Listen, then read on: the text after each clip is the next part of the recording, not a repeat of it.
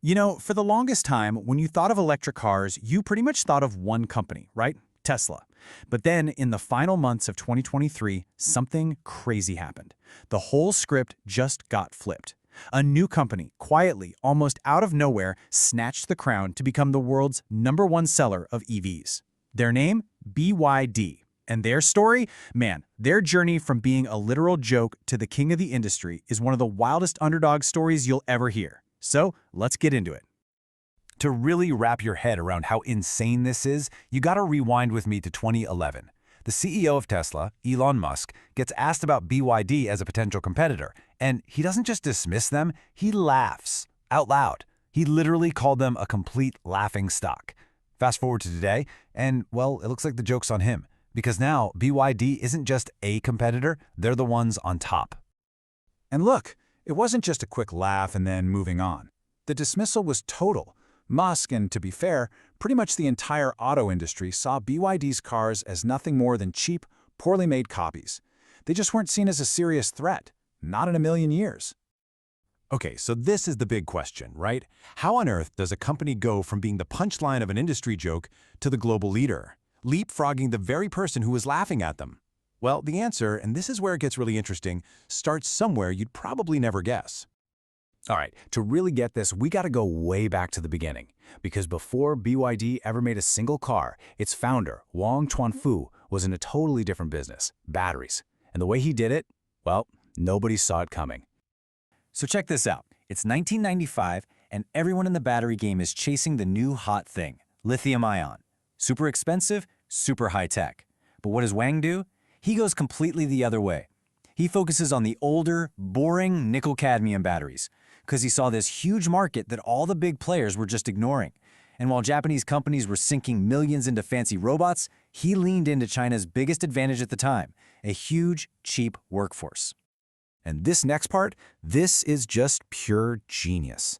See, to make these batteries, you needed these multi-million-dollar, totally dust-free clean rooms. But Wang looks at this and asks a question so simple it's brilliant.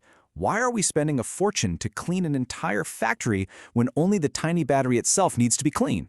So he came up with the Clean Box, basically a cheap sealed box with gloves where workers could assemble the batteries in a perfect environment without the company needing to build a crazy expensive facility.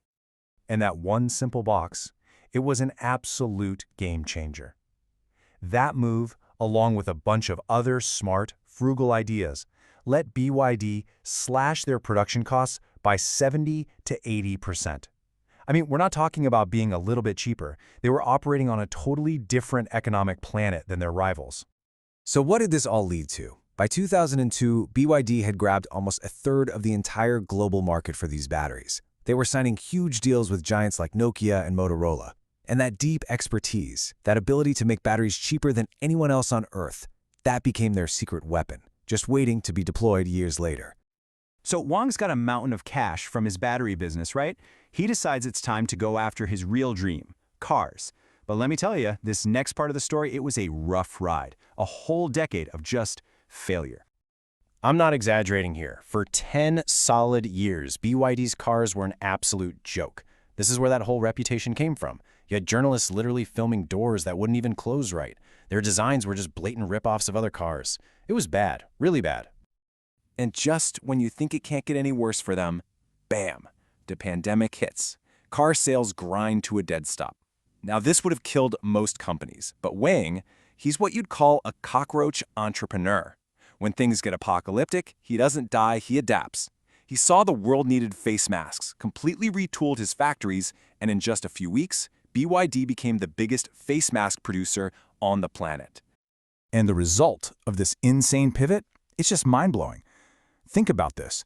In 2020, you've got giants like Ford and Nissan losing billions of dollars, and BYD, they posted a profit of $643 million. They didn't just survive, they got rich. Okay, so this is where everything changes. Armed with all that mask money and a decade of hard lessons from their terrible cars, Wang was finally ready to go to war. He put together this brilliant three-part master plan to take Tesla head-on. Part 1. Technology. They had to solve the biggest fear people had about EVs, batteries catching on fire. So they created the Blade battery. They did this brutal test where they literally jam a nail through the battery. Tesla's battery at the time? Poof! It explodes into a 500-degree fireball. The Blade battery? Nothing. No smoke, no fire. It was so safe, even Tesla eventually started buying them from BYD. Part 2 of the plan, weaponize the price. Just look at these numbers. In China, you could buy a BYD Seal for less than half the price of a Tesla Model 3. That's not a discount, that's a knockout punch. They pulled it off by controlling their whole supply chain and by getting big government subsidies that Tesla couldn't touch.